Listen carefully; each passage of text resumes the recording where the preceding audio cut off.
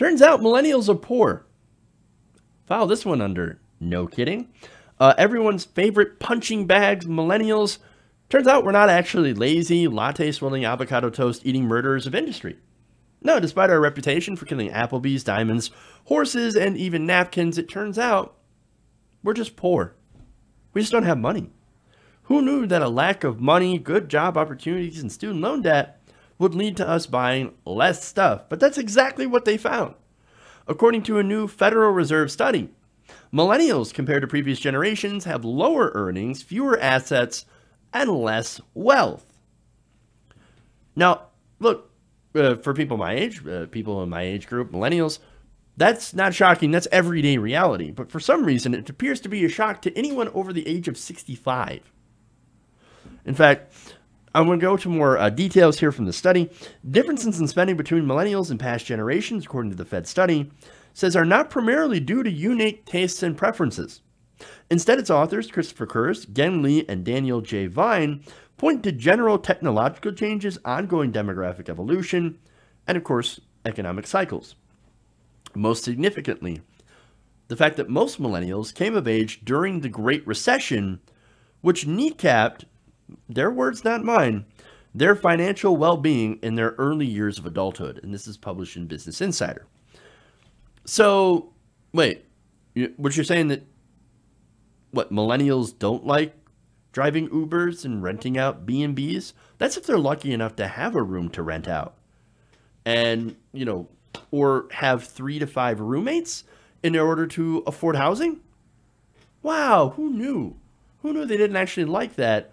Who knew that they actually wanted houses and cars and a good education, just like the previous generation, but just don't have the chance to do it because they don't have money? Who knew? Except that we all told you we're broke. We don't have money.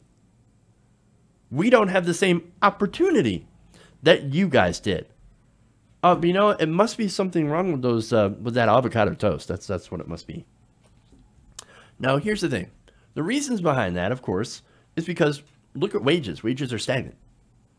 They actually haven't increased in the last 30 years. Now, of course, this is assuming you even have a job that will offer you wages. There are so many jobs out there, jobs that are actually nothing more than unpaid positions. Oh, but don't worry, we'll pay you in experience. We'll pay you in promotion.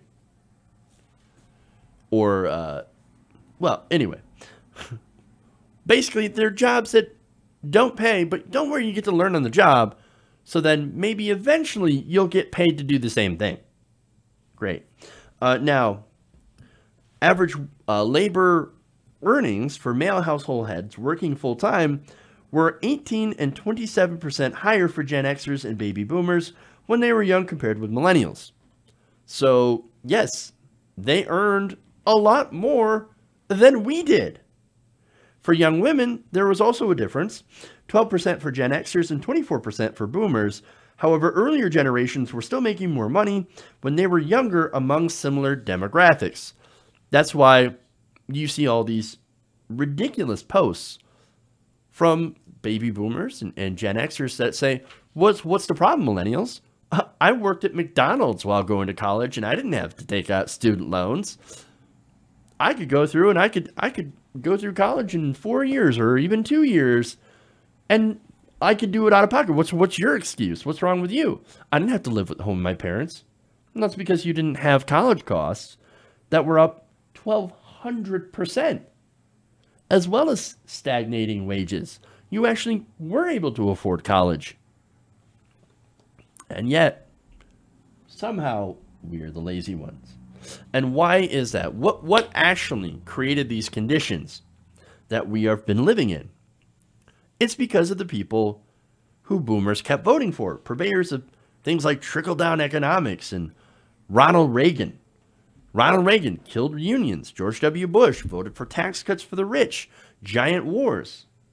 The influence of money in politics that, of course, continue to ensure that the lion's share of economic gains ended up going to very, very wealthy people. And of course, as tax revenue dried up, as Republican politicians continue to cut taxes for the rich. Well, there was no one to fund the schools. States pulled back their funding of colleges, raising the cost of college tuition. While the standard of living, the cost of living continued to skyrocket. These are the conditions that we inherited from the so-called silent majority, who now insist, because of all of that, that we're just a bunch of lazy, entitled snowflakes. When in reality, all we wanted is just an even playing field.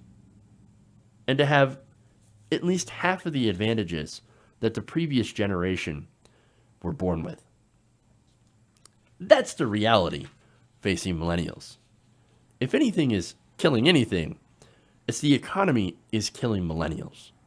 Hey guys, hopefully you enjoyed that free video. Now I'm going to have to ask you a favor. Between the demonetization and the YouTube algorithm messing around with view counts, etc., we're having a hard time adjusting to the new YouTube reality, which is where you guys come in.